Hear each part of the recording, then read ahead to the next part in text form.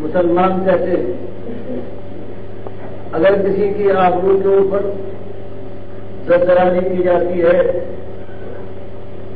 تو اس کے لیے یہی ایک امت جو اپنے کو فخر کے ساتھ مومن کہتی ہے اور اللہ کی بندگی پر نازا اس کے نبی صلی اللہ علیہ وسلم کے ساتھ محبت کی دعویدار ہے. اس کے باوجود حال یہ ہو رہا ہے کہ ہر طرف خوف ہے، امن کا کوئی نام نہیں. دنیا میں کوڑی کوڑی کے محتاج یہ لوگ ہیں، ذلت و خواری انتہا کو پہنچ چکی ہے. اگر صرف یہیں تک ہوتا تو کوئی بات نہیں ہے، مشکل ہے، لیکن موت کی ایک چٹکی کے بعد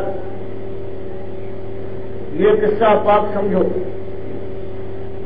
10-20-50 سال کے لیے اگر امت کے لوگ ذلیل ہیں تو کوئی بات نہیں. چلو ہوا کرتا ہے، دنیا کے اندر قومیں آتی ہیں، عزت کے ساتھ کچھ گزارتی ہے اور ذلیل کی ہو جاتی ہے ذلیل.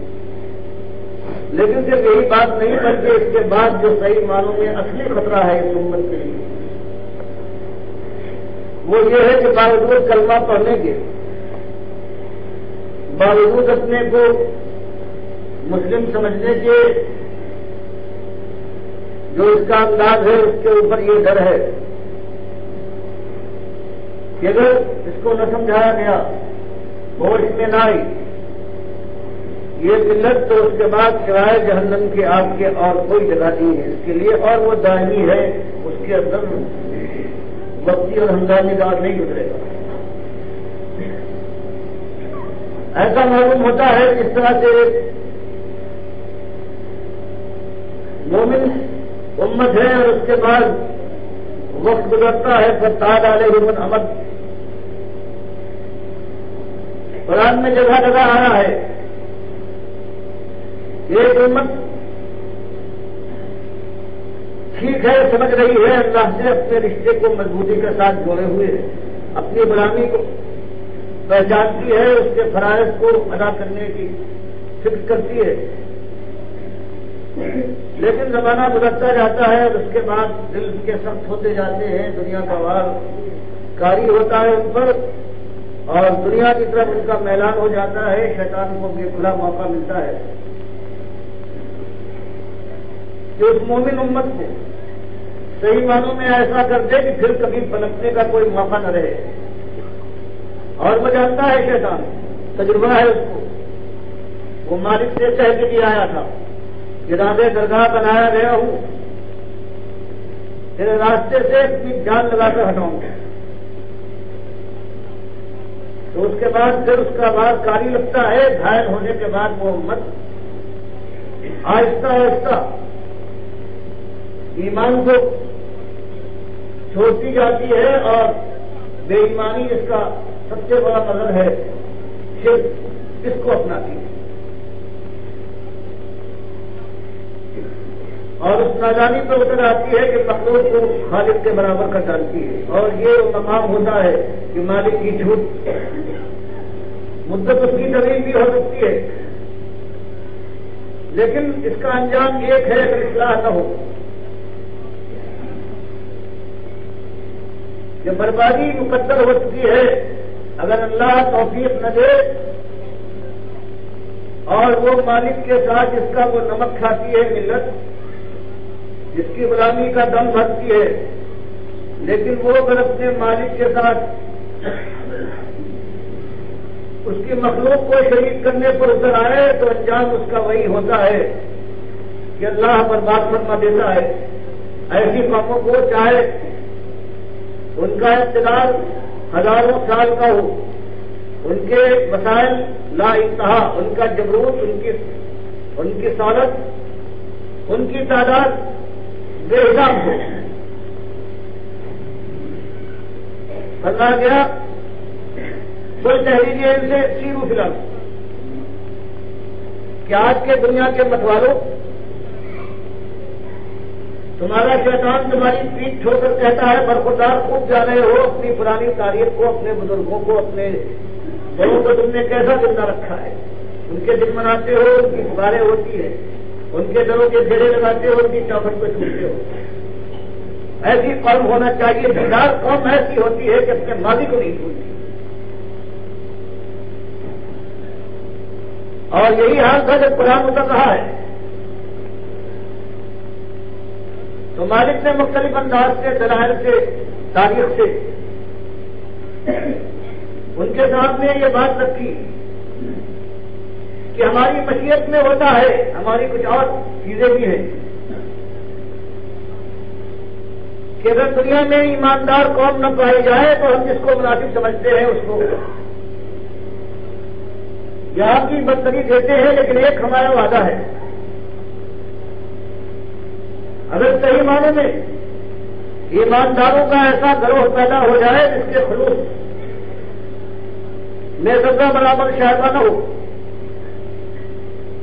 وہ سماج کے ساتھ جمع رہے، تو آخر کار مقابلہ چاہے اس قدر ہی سخت نہ ہو، آخر کار ہمارا وعدہ ہے کہ ہم مومنوں کو غالب کرتے ہیں، اس دنیا میں بھی ہم ان کو تمکنت دیتے ہیں، ان کو دین کو،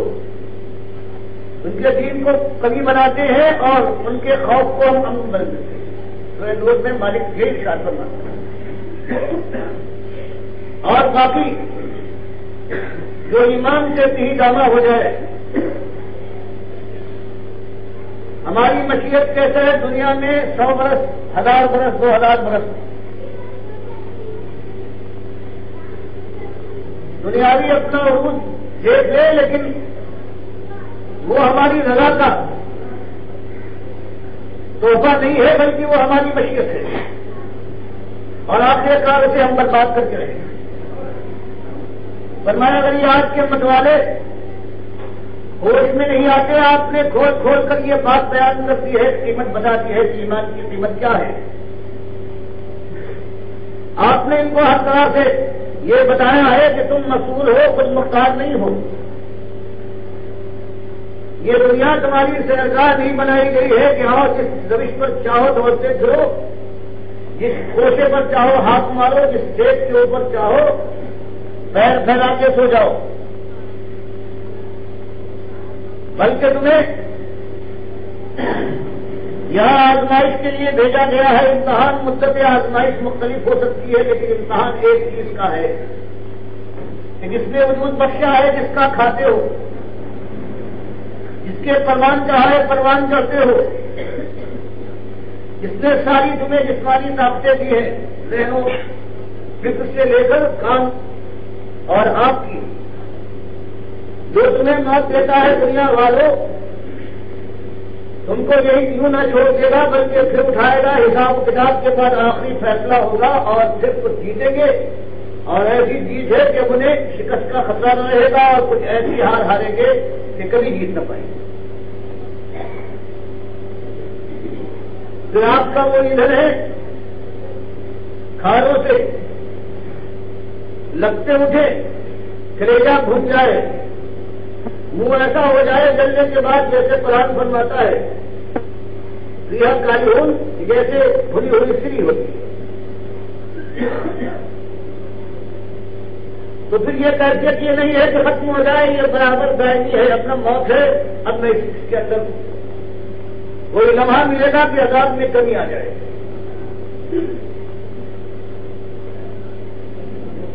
تو یہ بات پروردگار نے پہلی امت کے ساتھ جس نے سب سے پہلے شرک کی طرف قدم ڈالا تھا، اس کو بھی ہوشیار کیا، اور آخری امت کو قرآن کے ذریعے سے فرمایا کہ اصلی پروردگار کا اصول یہ ہے کہ مشرک آخر کار جو اللہ کو گالی دینے والی قوم ہے، اگر اس کی اکثریت اس پر جم جائے تو اللہ کے عذاب سے پیچھا چھوٹ نہیں سکتا، دن مل سکتے ہیں، لیکن آخر کار وہ برباد ہو کے رہے گی۔ اور ارشاد فرمایا گیا کہ ان مت والوں سے کہیے کہ تم تو تجار ہو، تمہاری سرداری ہے، عرب میں گھومتے رہتے ہو، کبھی یمن، اور کبھی شام اور کبھی جہازوں کے ذریعے سے دنیا میں تمہاری تجارت کا سیلاب چلتا ہے. تم ان خنجرات سے بھی گزرے ہو جن سے بڑی بڑی قوموں کی تاریخیں وابستہ ہیں. بھوکا عالم ہوتا ہے وہاں پر، سناٹے راج کرتے ہیں، اور بعض قومیں تو ایسی ہیں کہ ان کے مقامات تک کی خبر نہیں ہے، زمین دوست کر دیے ہیں. ان کی روح پھر ہر ان عبرت کی جگہوں پر جانے کے بعد دیکھو تم گزرتے رہتے ہو، بس ضرور اور نگاہ ڈال کر عبرت حاصل کرو. کئی پر کھانا عاقبت کہ ان کا انجام کیا ہوا ہے. ان کی شوکت کو پارا پارا کیا، ان کی جماعت کو منتشر کر ڈالا، ان کی اپنی ہوئی گردن کو مالک نے جھکایا ہے، ان کے ماتھوں پر ٹھوکریں مروائی ہیں، ان کے منہ کو تھوکا گیا ہے اور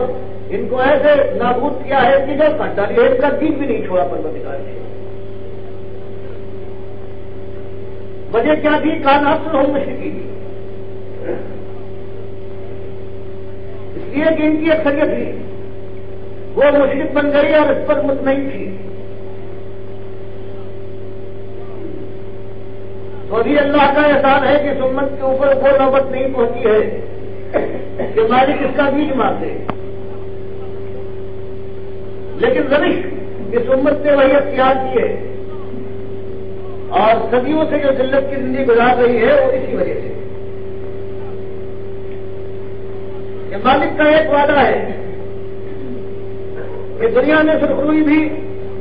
اور آخرت میں تاجداری ان کا حق ہے. جن کے ایمان میں ذرہ برابر کوئی نقص نہ ہو. ہر جگہ قرآن یہی فرماتا ہے وَأَنْتُمُ الْأَعْلَوْنَ إِن كُنتُم مُؤْمِنِينَ. مومن اگر رہے تم صحیح معنوں میں اللہ کے غلام رہے اور غلامی کا حق ادا کرتے رہے تو اس کے بعد آخر کار فتح تمہاری ہے، غلبہ دنیا میں بھی.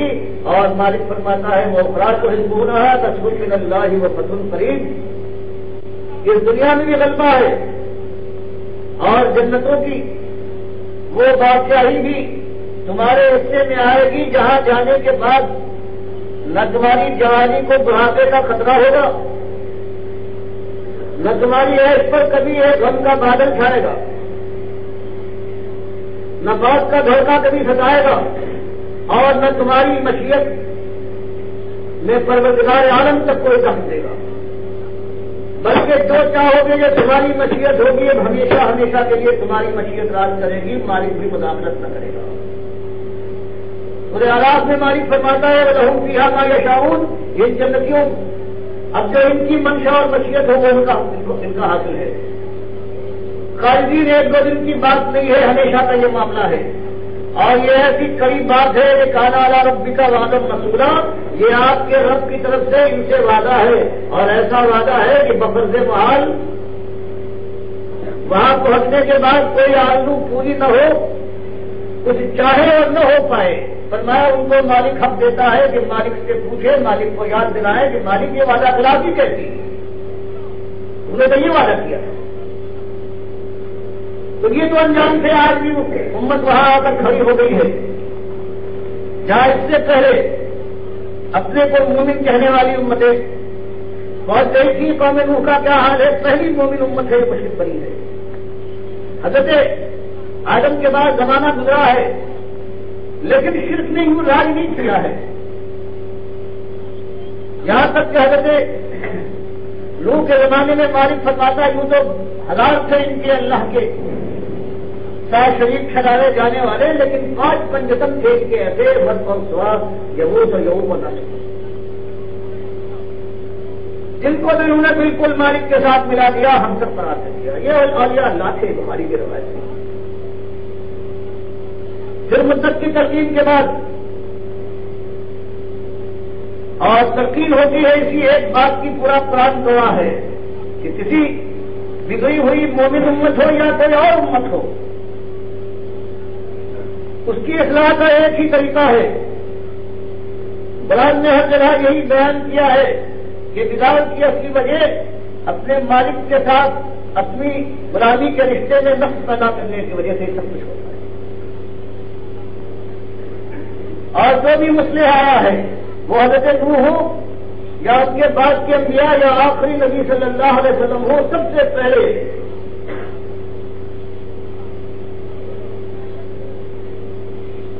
اس کی دعوت دیتے ہیں کہ اصلی مسئلہ جو پہلی عمارت ہے تمہاری زندگی کی، اس پہلی اینٹ اس کے اندر یہی ایمان ہے جو کامیابی سے ہمکنار ہونا چاہتے ہو۔ تو مالک آخری امت کے سامنے بیان فرماتا ہے کہ تمہاری آج قوم ہے وہ بھی آپ کے گڑھے کے کنارے پہنچ چکی ہے۔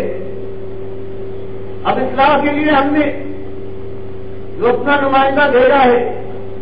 وہ وہی کو دعوت دے رہا ہے جو بات پہلے مشرک قوم کے نبی کی ہے۔ دونوں طرح سے مطمئن کیا ہے کہ دنیا بھی آج سے تم سمجھتے ہو چلی جائے گی، آخرت سے تو بے پرواہ ہو۔ تو مالک نے ان کے سامنے یہ پیش کیا مقل تو سب شروع رکھو انہو کان غفارا۔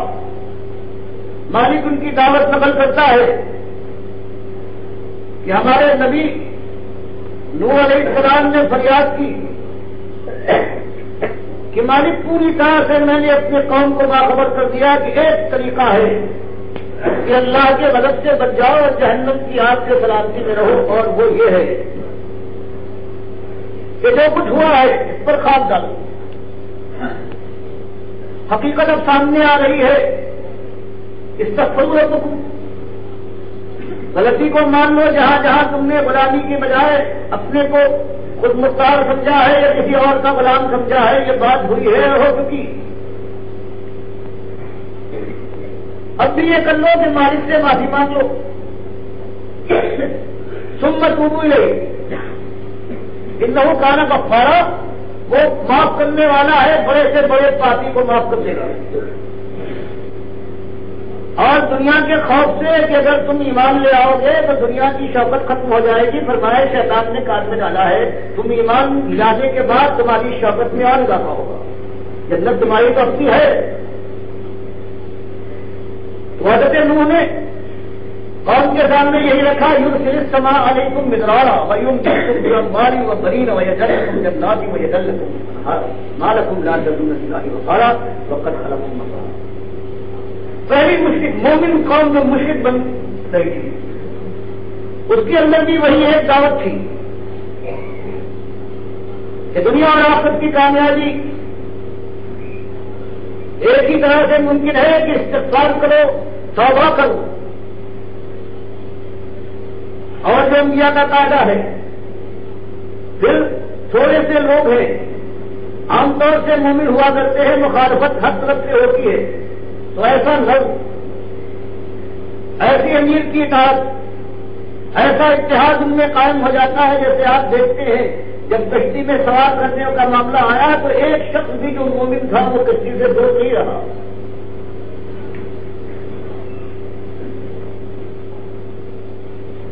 تو حضرت نوح نے یہی بتایا کہ مالک کے غلام بن جاؤ، صحیح معنوں میں توبہ اور استغفار کر لو، دنیا سے بالکل بے پرواہ ہو جاؤ، دنیا تمہاری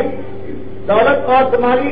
طاقت اور خدمت میں اور اضافہ ہوگا۔ یرسل السماء علیکم مدرارا، پروردگار آسمان کو تمہارے اوپر رحمتوں کا دھارا بنا کر، نالا بنا کر بہا دے گا۔ وَيُمْدِدْكُمْ بِأَمْوَالٍ وَبَنِينَ، مال اولاد تعداد کے لحاظ سے بے حساب ہو جاؤ۔ وَيَجْعَلْ لَكُمْ جَنَّاتٍ وَيَجْعَلْ لَكُمْ أَنْهَارًا، اور تمہارے لیے نہریں رواں فرما دے گا، اور باغات کی ریت ریل ہوگی۔ دنیا میں جو چیز مال و دولت کہلاتی ہے، فرمایا سب کچھ تمہارے قدموں میں پروردگار ڈال دے گا۔ اور سب سے بڑی بات یہ کہ اللہ کی رحمت کے سائے میں جنت کی بادشاہی کے مستحق قرار دے دیے جاؤ۔ کچھ سوچو، ما لکم لا ترجون للہ وقارا، تم کو امیدیں ہیں غیر اللہ سے، اللہ کے ساتھ جو تم نے ٹھہرا لیے ہیں ان کی عزت ہے تمہاری نگاہ میں، ان سے الگ ہونا جرم سمجھتے ہو، قومی غداری کا نام دیتے ہو، اللہ کے مقابلے میں اٹھتے بیٹھتے ان کو یاد کرتے ہو، اسی کے وقت ان کی مارا بھی جپتے ہو، ان کی نظر نیاز بھی کرتے ہو، اور کبھی نہیں سوچتے کہ وہ اللہ کی مخلوق تھے، اس کے پیدا کیے پیدا ہوئے تھے، اس کے محتاج ہمیشہ تھے اور ہمیشہ رہیں گے۔ کیا ہو گیا ہے؟ ما لکم لا ترجون للہ وقارا وقد خلقکم اطوارا، تمہاری نگاہ میں سب کی عزت ہے، سب کا وقار ہے، اور مالک کے ساتھ یہ تمہارا طرز عمل ہے کہ سب کے نام پر کھلکھلا اٹھتے ہو، چہرہ خوشی سے چمک اٹھتا ہے، اور اللہ کی تعریف کی بات آ جائے تو تمہارا دل بھی جاتا ہے۔ کیا ہو گیا ہے کہ تمہاری نگاہ میں مالک کا کوئی وقار نہیں، حالانکہ وہی ایک ذات ہے جس نے تم کو مختلف انداز سے، کبھی بچے تھے جوان کیا، پھر بوڑھے ہوئے، سب کچھ اس کا کیا دھرا ہے، اور اس کی عنایت کرم فرمائی اور رحمت ہے۔ تو مالک نے پہلی مشرک قوم جو مومن پہلے تھی، اس کے آباء و اجداد جب ان میں شرک بڑھا ہے، اپنے اولیاء اللہ کو انہوں نے اللہ کے ساتھ شریک ٹھہرایا ہے، تو مالک نے انداز بتا دیا کہ کسی انداز سے ہوا کرتا ہے اصلاح کا کام، اور آخری نبی صلی اللہ علیہ وسلم آئے ہیں، انہوں نے بھی یہی انداز بتایا ہے۔ قوم کے حالات مسائل تھے، غلامی کا مسئلہ تھا، تنگی تھی، معاش کی قحط سالی کا موسم رہتا تھا، شقاوت غلبی تھی، خون بہانا پانی کی طرح سے ان کی فطرت بن گئی تھی، ڈاکے ڈالنا، آبرو کو پامال کرنا، یہ ساری چیزیں ان کے اندر تھیں۔ قومی طور پر تین حکومتیں، ایک طرف کسرا کی، ایک طرف حبش کی، ایک طرف روم کی، ان کے ملک کو ہتھیاریں بھی تھی۔ اب اصلاح کا منہاج کا انداز ہوگا کہ بادشاہ بنا لیے جائیں اللہ کے نبی صلی اللہ علیہ وسلم، اور آپ کے اشاروں پر لوگ رقص کریں اور وہ مسائل حل ہو جائے۔ اگر یہ معاملہ ہوتا کہ یہ قومیت کی جنگ ہے، عرب ساتھ ہو جائیں، یہ آدمی ہے جو حبش کے رہنے والے، جو ایران کے باسی ہیں، اور جو روم کے لوگ ہیں، ان سے چھٹکارا حاصل کرنے کے لیے اور میرے جھنڈے کے نیچے، تو کون عرب ہے کہ مخاطبت کرتا، سب ساتھ ہو جاتے ہیں۔ اور یہ ساری مشکلات جو پیدا ہوئی ہیں، ان میں سے کوئی ظاہر نہ ہوتی، لیکن اس کے بعد کیا ہوتا؟ جب رسول ہیں، قابو یافتہ ہونے کے بعد کہتے ہیں اللہ کی توحید حقیقی ہے، تو یہی لوگ پھٹ کے کھڑے ہو جاتے کہ باپ دادا کی تاریخ سے کٹ جائیں، عہد لگاتے ہیں ہمارے آبا کو، ہمارے بزرگ سبھی تھے، ہم گالیاں دیتے ہیں ہمارے بزرگوں کو، لات و منات کو، جو آپ نے فریب دیا، تو جو پہلے ساتھ تھے وہ الگ کھڑے ہوئے۔ کبھی جنت و دولت کا ذکر کرتے تو یہی مجمع تھا جو کہتا تھا کہ نصیحت ہے، جو آج مل رہا ہے نقد، اس کے مقابلے میں ادھار کی طرف بڑھاتے ہیں آپ، اور کہتے ہیں میری سنت کو اختیار کرو، تو جواب یہ ملتا کہ ہم اپنی ذوق کو بدل دیں، اپنے مزاج کو بدل دیں، آپ کے ہم غلام بن جائیں، آپ کو معبود بنا لیں۔ اور یہ ہر جنگ کے بعد ہی جیت گئی تھی، جیسے آج لوگوں نے کوشش کی ہے۔ وہاں امکان تھا کہ بازی اس طرح کی جیت جاتی، لیکن جب آپ دین کے نفاذ کے لیے صحیح کوشش کرتے ہیں تو سارے الگ کھڑے ہو جاتے ہیں اور دشمن بن جاتے ہیں۔ اور یہ نبوت کا مزاج نہیں ہے، نبی اللہ کی ہدایت سے ساری باتیں کرتا ہے اور اس کو معلوم ہوتا ہے کہ اللہ جانتا ہے کہ اصلاح کا طریقہ کیا ہے، تو وہی اصلاح کا طریقہ آپ نے اختیار کیا، دین کی کھلی دعوت دی، اور سب سے پہلے یہ مسئلہ بیان فرمایا جو قاعدے کا مسئلہ ہے کہ کائنات کا ایک مالک ایک رب ایک آقا ہے، سب مخلوق ہے، سارے اس کے غلام ہیں، نہ اس کی ذات میں ان کا کوئی ساجا ہے، نہ صفات میں، نہ اختیارات میں، نہ حقوق میں۔ غلام آقا کے برابری کیسے کر سکتا ہے؟ مخلوق خالق تک کیسے پہنچ سکتا ہے؟ اور اسی سے سب کچھ بیت گئی۔ اور دعوت کیوں نہیں دی؟ کتابیں لکھنے کے بعد لوگوں تک پہنچاتے اور میدان میں نہ آتے۔ مالک نے فرمایا آپ تو میدان میں پھاندیں گے، لوگوں کے اندر پہنچ کر یہ بات کہیے۔ کتنے لوگ ہیں جو کتابیں پڑھ سکیں گے؟ کہاں تک آپ کی آواز پہنچے گی؟ تب یہ حال تھا کہ میلے ہیں، حج کا موقع ہے، چوراہے ہیں، خانہ کعبہ کا اجتماع ہے، آپ نے بات کھل کر یہی بات سب کے سامنے پیش فرمائی ہے۔ یہ جو دعوت عام ہے اور پھر ہر طرف سے لوگ ٹوٹ پڑے ہیں، تب یہ موقع ہے تربیت کا کہ ساتھی بھی اور آپ بھی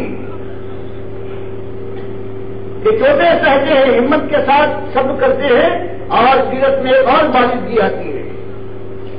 کتنے اعتراض کرنے والے ہیں صحابہ کے اوپر کہ بلال آج بہت توحید توحید احد احد کا نعرہ لگاتے ہو، کتنی مرتبہ میرے ساتھ گئے ہو، لاکھ کے پیروں میں چرنوں میں تم جھکے ہو۔ اور لوگوں نے کیا اس طرح ہوتا ہے کہ سارا کافر معاشرہ پھر ماننے لگتا ہے، اور ایک برتن جس کو 10,000 ہاتھ یا 2,000 ہاتھ مانیے تو کتنا صاف ہو جائے گا؟ سب سیرتوں میں خلوص ہے، دل کے اندر تو سیرتیں بدلتی ہیں، پھر بات دل میں ڈوبتی ہے اور دل سے صحیح بات نکلتی ہے۔ یہی نبی صلی اللہ علیہ وسلم نے فرق کیا کہ دعوت کا مرحلہ وہی دعوت کا مقام ہے کہ اگر جواب مردی کے ساتھ آج بھی اس قوم کے اندر وہی نسخہ استعمال کیا جائے جو سنت نبوی ہے اور جس کو قرآن میں پروردگار نے ہر نبی کی سنت بیان فرمایا ہے، کہ اپنی امت کے سامنے ان کو ہوشیار کیا جائے کہ مسئلے بہت ہے، سب سے پہلے جو ام المسائل ہے وہ یہ ہے تمہارا ایمان، اور اس میں جہاں جہاں خرابیاں ہیں کھول کر صاف پوریا طور پر سمجھا کے ان کے سامنے پیش کی جائے یہ خرابیاں ہیں، اور جو لوگ سمجھ جاتے ہیں مان جاتے ہیں ان سے کہا جائے کہ استغفار کرو، توبہ کر کے پلٹو، اور تمہارا مقابلہ آج کفر باطل کے اس سامان سے ہے، اس دور سے ہے، اس سیلاب سے ہے کہ ان کے سامنے تم ٹنکوں کی طرح بہ جاؤ گے،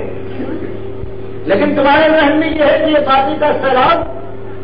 جھاگ بن کر اٹھ جائے اور اللہ کے دین کی ہر طرف یورش ہو، تو اس کے لیے جو جہاں پر ہے وہ اکیلا وہی اکیلا رہ بلکہ آپس میں ملو، بھائی بھائی بنو، نظم قائم کرو، صبر کے ساتھ جمو اور مل کر جیسے مالک فرماتا ہے یا ایھا الذین آمنوا اصبروا وصابروا ورابطوا واتقوا اللہ لعلکم تفلحون۔ جب ایمان کی توفیق ملی ہے اور تم نے ساری جھوٹی خدائیوں جو دنیا میں آج براجمان ہے، راج کر رہی ہے، جن کی بات مانی جاتی ہے، ان کا تم نے انکار کیا ہے دلیل کے ساتھ بھی اور عمل بھی، تمہاری شدید ترین دشمن ہو گئی ہے۔ تو یہ نہیں کہ تحفظ کے ساتھ جو جہاں ہے مار کھاتا رہے اور اللہ کے یہاں صاحب اس کے اعمال نامے میں لکھا جائے اور 1 سے 2 2 سے 4 ہو۔ فرمایا ایمان غیرت مند ہوتا ہے۔ آج لوگوں کو توفیق ملی ہے ہمت کے ساتھ، جس طرح تم کو توفیق ملی ہے، تم تک صحیح دین پہنچا ہے تو تم اس کی طرف بڑھے ہو اور اسی دین کو اپنی زندگی سے بھی، اپنی زبان سے بھی، اپنے قلم سے بھی اور عین غم کے اندر گھس کر تلاوت قرآن کے ذریعے سے اس کی تفصیل بیان کر کے کیا مالک چاہتا ہے یہ واضح کرو۔ مشکل تو آئے گی، یہ نہیں کہ موت آ جائے گھر گئی کھاد اس گرمی میں تو کھاد کو کون مدد دے گے؟ نئی کھاد بنا دیں گے تاکہ احساس میں کمی نہ آئے، عذاب سے بھی بڑا ہے بڑا بن سکتے ہو اس انداز سے۔ اور اس کے لیے لازمی شرط یہ ہے کہ آج جو قوم ماری گئی ہے وہ اس وجہ سے قرآن اس کے پاس اصلی حالت میں موجود، قرآن کی تفسیر اصلی شکل میں اس کے پاس موجود، لیکن جب دین چل گیا وہ قرآن و حدیث کے مقابلے میں صحیح دین کے مقابلے میں ان کا دین چل گیا جو شیطانوں کا دین تھا، اور اصلی ایمان جو توحید مالک فرماتا ہے نہیں سکت اس لیے شہید، اس کی بجائے یہ صوفیہ کا ایمان آ گیا اتحاد کا کہ ہر چیز اللہ کی ذات کا ایک جز ہے، اب حرام و حلال ختم، ذمہ داریاں گئی جب ہر ایک اللہ کا ایک ٹکڑا ہے وہ جو چاہے کرتا پھرے، پھر ماں اور بہن میں بیوی میں کوئی فرق نہیں ہے، اور پھر اللہ تو کبھی ایسا نہیں کرے گا کہ اپنی جان کو آگ میں جلائے، تو یہ جنت اور جہنم یہ بلا بن کر رہے ہیں،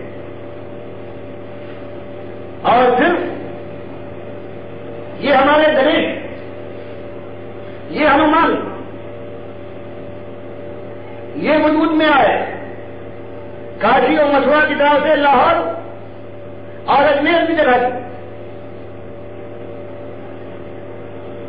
پھر اللہ کی کتاب کو ہم نے پسے پہچان دیا یا کبھی پڑھا ہے تو برکت کے لیے، اور جو اس کا مطلب سمجھا ہے اگر ذہن میں کوئی پریشانی ہو تو جو ہم نے نیچے پڑھا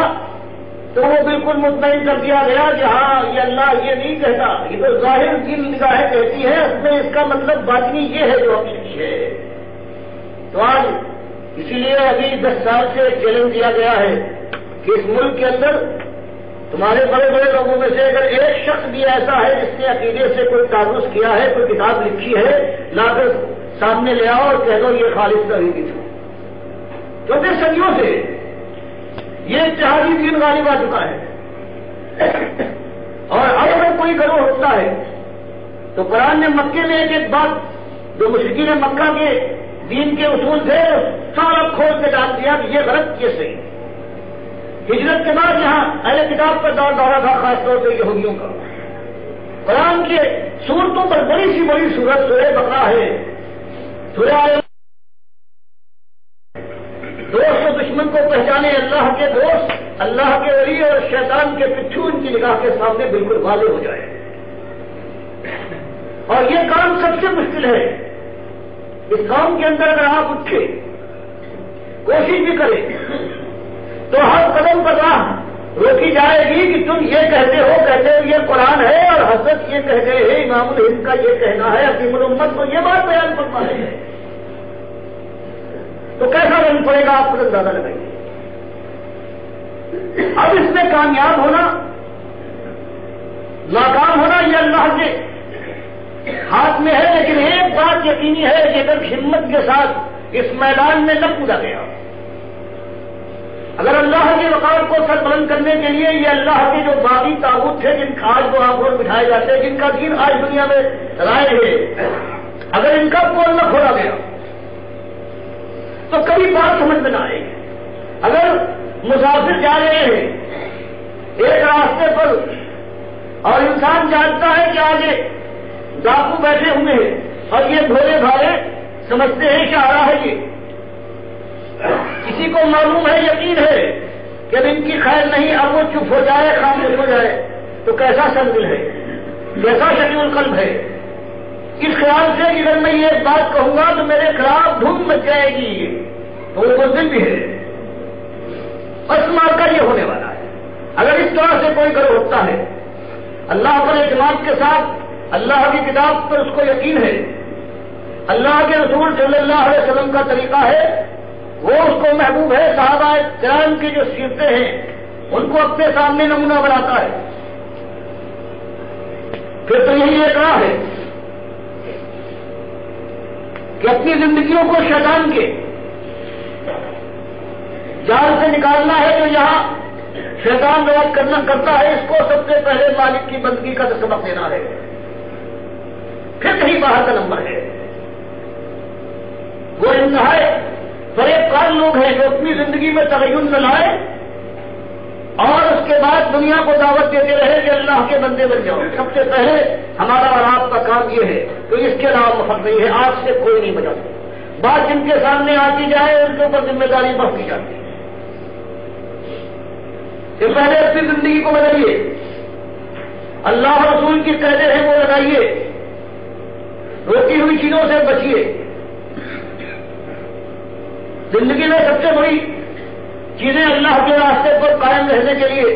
جو تلوار کی دھار پر چلنے سے بھی زیادہ مشکل ہے، اللہ نے خود بتا دیا کہ ہمت اپنے عزم کو بلند کرو، مضبوط کرو اور خلوص کے ساتھ اللہ کے سامنے سجدہ دینے کی عادت ڈالو، خشوع کے ساتھ، وقت کی پابندی کے ساتھ دائمی اس رات کی منزلیں تمہارے لیے پایاب ہوں گی، آسان ہوتی جائے۔ تو یہی ایک طریقہ آج بھی ہے کہ اللہ تعالیٰ توفیق دے ایسے بندوں کو کہ جب سب سے پہلے مالک سے استغفار کریں کہ پروردگار بڑی بھول ہوئی ہے، مدت گزار دی،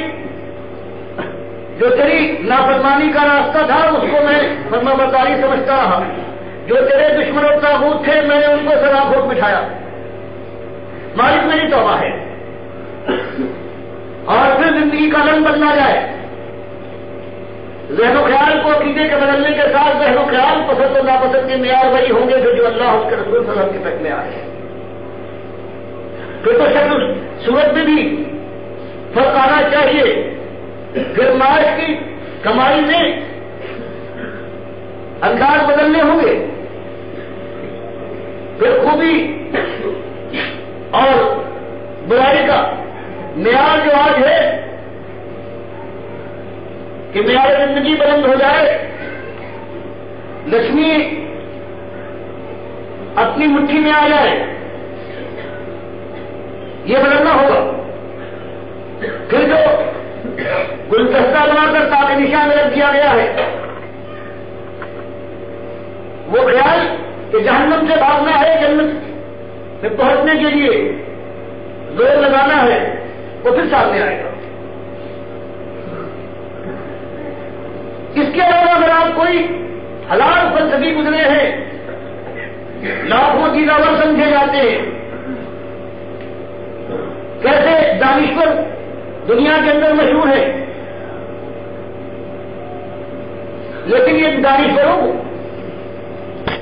دین کے دانشور ہیں، علماء حکما سمجھے جاتے ہیں،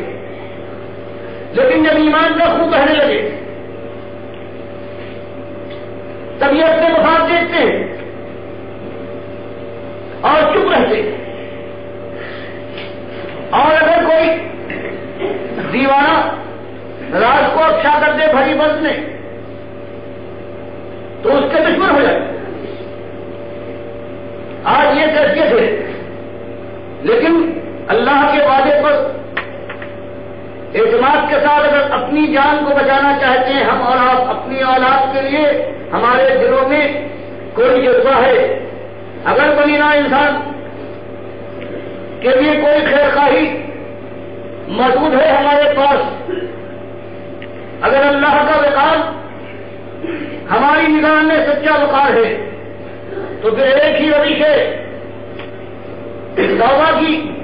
مہم کو اپنی جان سے اپنے نفس سے شروع کیجیے اور اللہ کی بندگی کا عملاً ثبوت دیجیے۔ پھر دنیا کو ہر انداز سے جتنے انداز ممکن ہے ان کی رہنمائی کیجیے، صحیح طریقے بنائیے اور اللہ پر اعتماد کر کے اگر مرقع بن کر ایک دائی کا جو قرآن و حدیث میں ہے وہ انداز اختیار کریں گے تو دل کی بند کھڑکیاں کھل جائیں گی، مخالفت تو ہوگی، کشمکش تو برپا ہوگی، جہاں مسلم دور تو آئیں گے، لیکن انجام کار یہ ہے کہ پروردگار کے وعدے ہیں وہ پورے ہو جائیں گے۔ اور یہی بخاری اور مسلم میں اللہ تعالیٰ کے نبی صلی اللہ علیہ وسلم نے بشارت دی ہے کہ جوان مردوں کا گروہی آنے کے بعد یہ ہو سکتا ہے کہ ایک دور آ جائے گا قیامت سے پہلے کہ اس پوری کائنات میں مومنوں کے علاوہ ایک کافر بھی موجود نہ ہوگا، اس لیے جزیہ ختم کر دیا جائے گا جو ان کی حفاظت کا ٹیکس ہے۔ آج یہ عیسائی اللہ کے ساتھ یہ ظلم کرنے والے، اللہ کو ظلم کے طور پر ٹکڑے ٹکڑے کر لینے والے، اللہ کے بیٹے بنانے والے، جن کی آج دھوم مچی ہے، فرمایا گیا شریف تو ڈالی جائے، خنزیر کے شاید اللہ کی ہر کتاب میں خنزیر کو حرام کیا ہے، لیکن انہوں نے اسے حلال کر کے جائز قرار دیا ہے، فرمایا خنزیر کا کہیں پتہ نہ ہوگا۔ یہ بخاری مسلم دونوں میں ہے، اللہ کی طرف سے نبی صاحب نے بشارت دی ہے۔ اور مسلم میں روایت ہے، تفرد ہے، بخاری وہ نہیں لائے ہیں کہ اس زمانے میں 7 سال اس دنیا میں ایسے گزریں گے کہ جنت کا سما ہوگا کہ 2 مسلمانوں کے درمیان کوئی بغض، کوئی کینہ، کوئی حسد نہ۔ اس کے بعد خرابیاں پیدا ہوں گی، پھر کوئی دشمن موجے مارے گا اور پھر قیامت قائم ہوگی، لیکن کسی مومن پر نہیں ہوگی، مومن اس سے پہلے ہی وفات پا چکے ہوں گے۔ تو وہ دور ہے۔ آج دنیا میں اگر کھیل طریقہ ہے تو یہی طریقہ ہے، سارے لوگوں نے کوششیں کر رکھی ہیں، لیکن لا الہ الا اللہ محمد رسول اللہ کے ماننے والے ہیں، لیکن کبھی کہو کہ لا الہ الا اللہ محمد رسول اللہ کے معنی بیان کر دو۔ بعض بڑے لوگوں سے کہا گیا کہ تم دین قائم کرنے کے لیے کوشش کر رہے ہو، لیکن تمہارا جو بنیادی عقیدہ ہے تمہاری کتابوں میں ذرا اس کو عام کرو۔ تو ان کا جواب یہ ہوا کہ جانتے ہیں بڑے ہوشیار ہو، برباد کرنا چاہتے ہو تاکہ ہم کو اس امت سے کچھ حاصل نہ ہو، ایک ووٹ تک سے۔ تو یہ طریقے اختیار کیے جا رہے ہیں، برابر مل کر آ جاؤ۔ کافر اور مشرک عقیدے والے لوگ مل کر بھی امتی ہیں، لیکن آپ کو صاف بنیاد طور پر یہ بتانا پڑے گا کہ جو نسلی مسلمان ہیں ان کے اندر خیر کبھی نہیں آ سکتی جب تک ان کو صحیح معنوں میں اللہ کا اصلی مومن نہ بنایا جائے، اور یہ بات کام مشکل ہے۔ اسی کی طرف بنانا ہے آپ کو، جس کی اللہ کا جس کو توفیق دے اتنا آگے بڑھے اور یہ سوچ کر بڑھے کہ اللہ کے یہاں بالخوش ہونے والی ہے۔ 4 ذمہ داریاں مالک نے عذاب علیم سے بچنے کے لیے، خسارے سے نجات حاصل کرنے کے لیے چھوٹی سی سورہ ولد نے بتا دیا ہے کہ ہمیشہ خسارہ ملے گا اللہ ان کو کہ جو ایمان لائے صحیح معنوں میں، ایمان کے مطابق عمل صالح اور زندگی کو سنوار لے، اور جو اسی ایمان اور دعوت حق کو لے کر میدان میں اترے اور اس راستے میں چوٹے کھاتے رہے، پھیلاتے رہے اور سب جو خیالات بات چاہتے رہے تا آ کے اللہ کوئی فیصلہ کر دے۔ اس کے بجائے، اس کے بغیر کوئی اگر چاہتا ہے کہ زمزماتا ہوا جنت کے دروازوں پر جا کر ٹھوکر مارے گا کہ کھلے ہوئے پیٹ کیوں نہ ملے، داخل ہونے کے بعد سبزار کو اپنے پیروں سے رہنے گا اور فرشتوں کو حکم دے گا کہ دیر کس بات کی ہے، حاضر کرو حوروں کو مجمع کرے، جہاں صبح کا دور چلے۔ فرمایا اس آسانی سے تم نے سمجھا ہے، ہم حسبتم ان تدخلوا الجنہ، تم نے سمجھ لیا ہے جنت کی بادشاہی میں آرام کے ساتھ بغلے بجاتے ہوئے داخل ہو جاؤ گے۔ ولما یاتکم مثل الذین خلوا من قبلکم، ساری دنیا کی جھوٹی خدائیوں کا انکار کر کے ایک مالک کی خدائی کو ثابت کرنے کے لیے، اس کی الوہیت کو منوانے کے لیے تم میدان میں آئے ہو، ساری دنیا کو للکارا ہے تم نے، اور اب یہ ہے کہ بہت ہو چکا، کچھ مصیبتیں آئیں، کچھ تھوڑا بہت کھانے پینے میں نقصان پہنچا اور اس کے بعد کیا جنت کے حقدار ہو گئے۔ فرمایا ابھی وہ دور کہاں آیا ہے۔ لما یاتکم مثل الذین خلوا من قبلکم، اس سے پہلے بھی جوابات آئے ہیں جیالے اٹھے ایک چھپکی کی گود سے۔ اللہ کو ماننے والے نمک حلال نمک کھاتے تھے مالک کا، اور نمک حلالی کے اوپر جان قربان کرنے کو تیار تھے، وہ اٹھے ایک دھرتی سے۔ جب انہوں نے یہ آواز اٹھائی ہے کسی کا سر چیر ڈالا گیا ہے، 20 سے 2 حصوں میں ان کو پھیر دیا گیا ہے،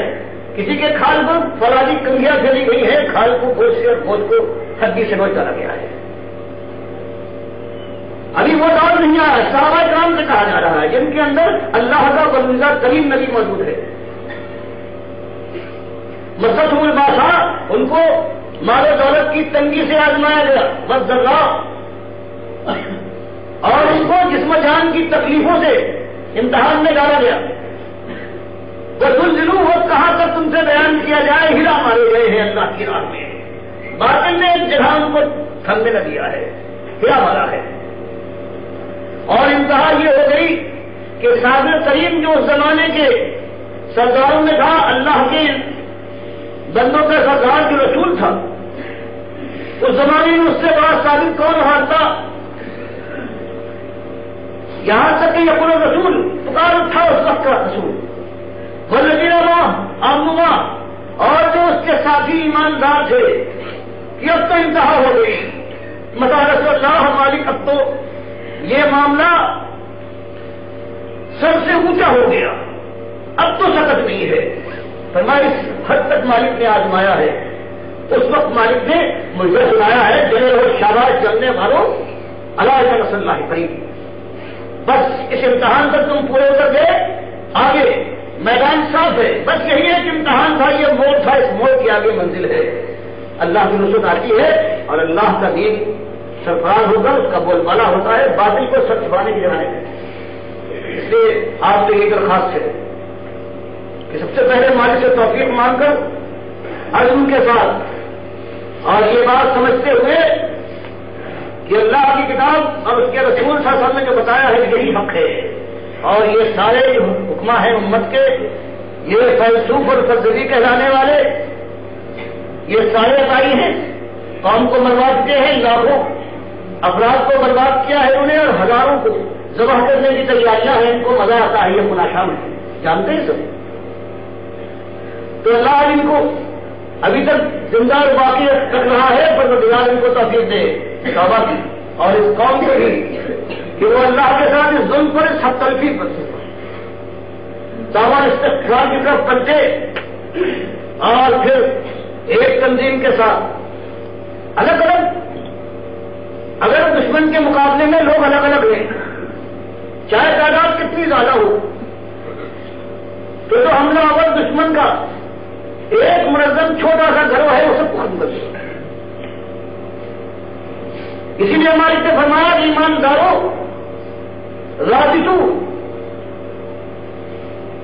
سب کے ساتھ جمے رہو اور پوری تنظیم کے ساتھ ایک جان بنے رہو وہ رابطو ہر وقت اللہ کی راہ میں سرپرستی کے لیے دین کی حمایت کے لیے تم تیار ہو اور تمہارے اندر چیز مشکل یہ ہو کہ تم اللہ سے ڈرتے ہو واتقوا اللہ اور سب یہ امید کی جا سکتی ہے تو آج جو میرے سامنے اور قرآن کے لحاظ سے ایک راستہ ہے کہ وہی ٹکساری دعوت اٹھے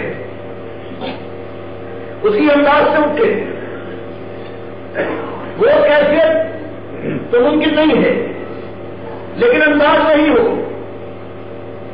پھر آپ کو ہم کو کچھ نہ کرنا پڑے گا اس کے رد عمل میں وہ سب کچھ آ جائے گا اتنی پروردگار ہمارے اندر برداشت دیکھے گا مالک اپنے مومنوں کو اتنا نہیں آزماتا کہ ان کے قدم ڈگمگا جائے اور پیچھے ہٹ جائے ہمارے ایمان ہماری سیرت کے مطابق پروردگار ہم سے امتحان لے گا اور آخر کار جو مجدہ سنایا گیا ہے اسلام کی سرفرازی کا اور وہ پھر جو لوگ اس وقت موجود ہوں گے ان کے سامنے حقیقت بن کر آ جائے گا باقی یہ انداز ہے کہ آنسو کی قیمت مانگنے کے لیے در بدر ایک ایک دروازے پر گھومتے رہتے ہیں کہ اس کی قیمت ادا کر دو اس نظام کے لیے ہاتھ پھیلاتے رہتے ہیں اللہ اور اس کے رسول کا انداز کچھ اور یہ سوالی سمجھتے ہیں کہ جہاں انقلاب آ جائے گا یہ ہاتھ ہے ایک پھیلا ہوا نیچے کا ہاتھ کسی کے دل میں رحم آ جائے تو ایک کاوی رکھ دے اور کوئی چاہے تو تھوک دے سوالی کچھ نہیں کر سکتا وہ انداز اس قوم نے اختیار کیا ہے اور اسی انداز کا جو ثمرہ ملنا چاہیے وہ مل رہا ہے اللہ اب بچائے اس انداز سے اور توفیق دے پلٹنے کی وہی انداز جو امام مالک کہتے ہیں نہ یصلح آخر حاضر امتی الا ما اصلح اس امت کے بعد کے پچھلوں کی اگر کوئی اصلاح کا طریقہ ہے تو وہی جس نے اول لوگوں کی اصلاح کی تھی وہی دین کی دعوت اٹھے وہی اللہ کو ایک ماننے کے لیے بلاوا دیا جائے اور طغیان کا اعلان کے ساتھ کفر ہو زندگی بدلے سنت کا جامع پہلے آخرت پر نگاہ ڈالنے کے بعد پھر ساری چوٹیں کھانے کے بعد ہجرت کے مقام آواز دیں تو اس کے بعد دیوانہ بھار کی طرف بڑھے اور میدانے جنگ کی اگر خاک آواز دے رنگین ہونے کے لیے اسے بکس جائے تب کہیں پروردگار کے یہاں شرع شاہی کے واسطے کھلا ہوا کرتی ہے اور ہر ایک کہیں حق دی ہے اللہ مجھے بھی توفیق دے پروردگار آپ کو بھی آپ کا فضل یاد دلائے اور پھر ہم سب مل کر ایک نظم کے ساتھ بادل کا مقابلہ کریں اور اللہ کی توفیق کے اوپر یہ اطمینان رکھیں کہ اللہ ہمیشہ اپنے وعدے کو پورا کرتا ہے۔ اس سلسلے میں مختلف مقامات پر ہماری حلقے قائم ہیں، مثلاً دو جو ہے نازل آباد میں ہے، ایک 4 نمبر نازل آباد میں لاروش کیفے کے پیچھے مسجد توحید ہے، وہاں صبح کے بعد انذار عام کے لیے گشت ہوتا ہے اس علاقے میں، اس کے قریب کے علاقے میں۔ دوسری مسلم لیگ کالونی میں مسجد توحید ہے، وہاں اتوار کے اس کے بعد ایک فرنیچر کالونی میں نمبر 3 میں مسجد توحید ہے، یہاں سنیچر کو مغرب کے بعد یہ کمائی کا علاقہ ہے، اتوار کو عصر کی نماز کے بعد مغرب تک گشت ہوتا ہے اور عشاء کے بعد درس ہوتا ہے۔ رفاعان کی مسجد توحید سے لوگ نکلتے ہیں سنیچر کے روز جو ملیح پہ ہے، اور اس کے بعد درس وغیرہ ہوتا ہے، وہاں بہت سے حلقوں میں تعلیم بھی ہو رہی ہے۔ خود اپنی زندگی بدلنے کی کوششیں بھی ہے اللہ سے توفیق مانگ کر۔ تو اگر آپ ان سب لوگوں کے ساتھ اپنے کو ملا دیں تو ان کی ہمت بھی بڑھے گی اور ہو سکتا ہے کہ اللہ تعالیٰ آپ کو بھی فائدہ پہنچائے۔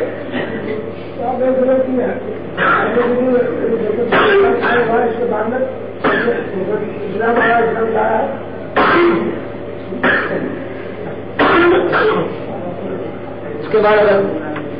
کوئی سوال ہو، کوئی وضاحت مطلوب ہے، میں آپ کی اجازت سے بیٹھنے کے بعد اپنی حد تک اس کا جواب دینے کی کوشش کروں۔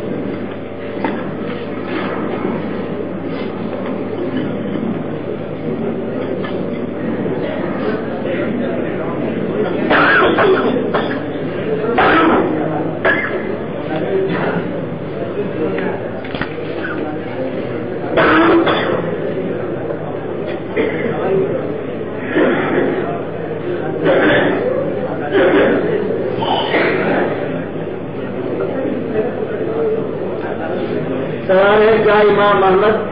ابن حنبل پر ابو حنیفہ، مالک یا امام شافعی نے یا کسی اور عالم نے شرک کا فتویٰ لگایا ہے؟ امام احمد سے پہلے سن 150 میں وفات پا چکے ہیں امام حنیفہ، اور یہ 164 میں پیدا ہوئے۔ امام مالک ان کا بھی زمانہ 94 سے 72-73 کا ہے۔ 172 اس زمانے میں پیدا نہیں ہوئے تھے۔ امام شافعی کے شاگرد ضرور ہیں، لیکن ان کے بہت بعد وفات پائی اور عالم نے کچھ شرک کا فتویٰ لگایا ہے، ان کا تو سوال ہی نہیں پیدا ہوتا۔ اور عالموں کا معاملہ یہ ہے کہ وہ فتویٰ لگائیں یا نہ لگائیں، اللہ کا فرمانا یہ ہے کہ چاہے 100 برس گزر جائے، 1000 برس گزر جائے،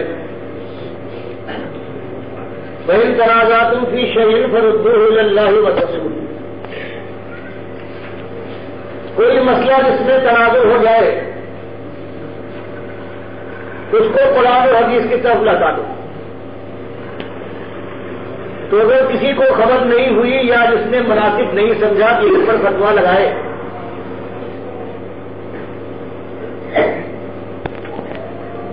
تو کیسے یہ ہے کہ اللہ کی بات جب مالک فرماتا ہے کہ اگر کسی کے سامنے کوئی ایسی بات آئے کہ جو میری بات کے خلاف ہو اور وہ فتویٰ نہ لگائے، تو 1 نہیں 1000 ایسے ہوں، سارے کے سارے ساروں پر میں فتویٰ لگاتا ہوں کہ سب کافر ہیں۔ وَمَن لَّمْ يَحْكُم بِمَا أَنزَلَ اللَّهُ فَأُولَٰئِكَ هُمُ الْكَافِرُونَ۔ اگر کسی کے سامنے چاہے کوئی نہ لگائے، کوئی بات ثابت ہو جائے دلیل سے کہ یہ قرآن اور حدیث کے خلاف ہے، اللہ کی کتاب کے خلاف ہے، تو مالک صرف یہی نہیں کہتا،